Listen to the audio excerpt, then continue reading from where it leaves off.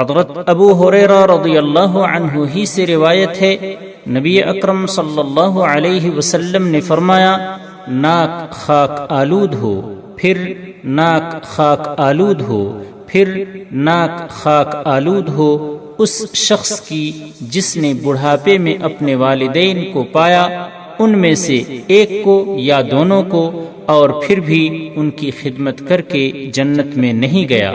مسلم۔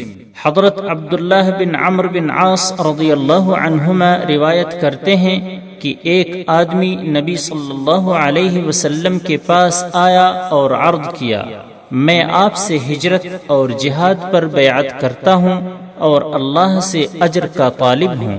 آپ صلی اللہ علیہ وسلم نے پوچھا، تیرے ماں باپ میں سے کوئی زندہ ہے؟ اس نے جواب دیا، ہاں بلکہ دونوں ہی زندہ ہیں۔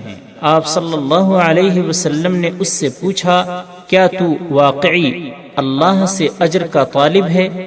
اس نے کہا، ہاں۔ آپ صلی اللہ علیہ وسلم نے فرمایا، پھر تو اپنے والدین کے پاس لوٹ جا اور ان کی اچھی طرح خدمت کر۔ بخاری و مسلم، اور یہ الفاظ صحیح مسلم کے ہیں۔